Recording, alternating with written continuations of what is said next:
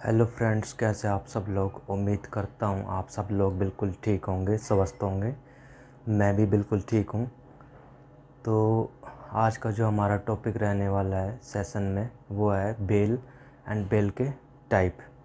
तो चलिए जानते हैं बेल एंड बेल के टाइप के बारे में। फ्रेंड, जब कोई सोसाइटी में ऑफेंस होता है तो उसके लिए फिर अरेस्ट किया जाता है। अरेस्ट के बाद बेल लगाई जाती है एक्यूज्ड के द्वारा। उस केस में ये देखा जाता है कि बेलेबल ऑफेंस है या नॉन बेलेबल ऑफेंस है। अगर बेलेबल ऑफेंस है तो उसमें बेल मिलने के चांसेस ज़्यादा होते हैं। नॉन बेलेबल में ऑफेंस में बहुत सारी कंडीशंस, सर्कमस्टांसिस, एविडेंसेस वगैरह चेक किए जाते हैं। उसके बाद बेल दी जाती है या नहीं दी जाती, कोर्ट का डिस्क्रेशन होता है। फ्रेंड्स, अगर बेल के टाइप की बात करें तो बेल 3 टाइप की होती है। फर्स्ट, रेगुलर बेल होती है। रेगुलर बेल कब लगा सकते हैं हम? आफ्टर अरेस्ट, जब हमारी अरेस्टिंग हो जाती है तो उसके बाद हम रेगुलर बेल के लिए अप्लाई कर सकते हैं।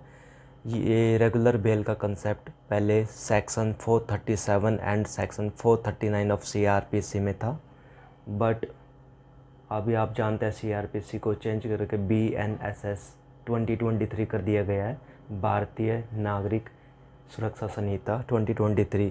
इसके अंडर ये सेक्शन अभी चेंज कर दिया गया है।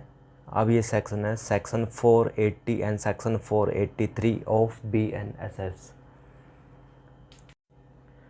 अगर रेगुलर बेल फाइल करने की बात की जाए तो इसको आप बेलेबल ऑफेंस में फ़ाइल कर सकते हैं एंड नॉन बेलेबल ऑफेंस में भी फ़ाइल की जा सकती है। बेलेबल ऑफेंस में आपको मिलने के चांसेस ज़्यादा होते हैं बेल के, एंड नॉन बेलेबल ऑफेंस में कोर्ट की डिस्क्रेशन होती है। वो बहुत सारी कंडीशन चेक करती है, उसके बाद ही आपको बेल देंगी अगर उन्हें लगता है देनी चाहिए तो, अदरवाइज़ नहीं देंगी। सेकंड टाइप ऑफ बेल की बात करें तो सेकंड नंबर पे आती है हमारी एंटिसिपेटरी बेल। एंटिसिपेटरी बेल कब होती है? जब किसी को ऐसा लगता है कि मेरी अरेस्टिंग हो सकती है, मुझे किसी फेक केस में फंसाया जा सकता है, तो उसके लिए एंटिसिपेटरी बेल अप्लाई की जाती है। ये anticipatory bell before arrest file की जाती है कोर्ट में।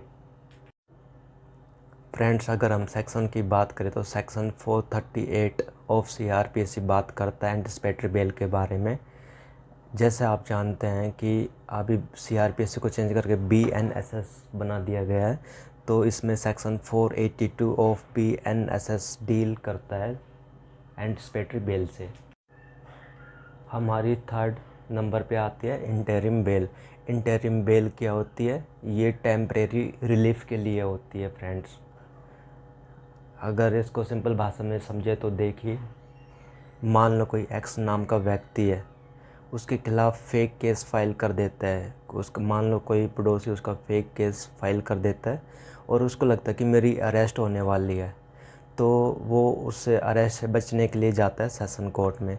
सेशन कोर्ट में एंटिसिपेटरी बेल फाइल करता है, बट एंटिसिपेटरी बेल उसको नहीं मिल पाती एक्यूज्ड को, और वो नेक्स्ट वीक के लिए पोस्टपोन कर दी जाती है। अब नेक्स्ट वीक तक पोस्टपोन की तरह दी जाती है, तो उस दौरान वो लगाएगा इंटरिम बेल की एप्लीकेशन। इंटरिम बेल की एप्लीकेशन लगाएगा कि जब तक कि मेन ऑर्डर नहीं आ जाता तब तक कुछ टाइम टेम्परेरी रिलीफ के लिए उसको एक रिलीफ मिल जाएगा अरेस्ट से, जिसको इंटरिम बेल कहते हैं। फ्रेंड्स, एक बेल के बारे में और सुनने को मिलता है जिसका नाम है डिफ़ॉल्ट बेल।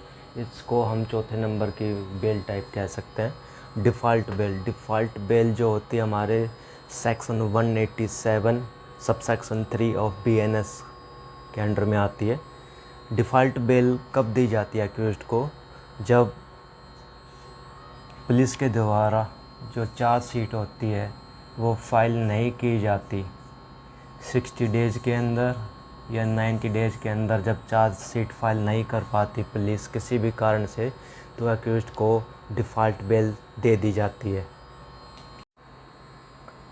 अगर हम बात करें कि बेल कब कैंसिल हो सकती है, तो बेल कैंसिलेशन के लिए कुछ ग्राउंड्स चेक किए जाते हैं। सरकमस्टांसेस चेक की जाती है कोर्ट के द्वारा। उसमें से कुछ सरकमस्टांसेस ये है, जब एक्यूज्ड भाग जाता है, किसी भी फॉरेन कंट्री में भाग जाता है, तो उसकी बेल को कैंसिल कर दिया जाता है। सेकंड, थ्रेटनिंग द विटनेस, जब कोई एक्यूज्ड किसी विटनेस को धमकाता है, उसे थ्रेट करता है, तो उस केस में भी बेल को कैंसिल कर दिया जाता है।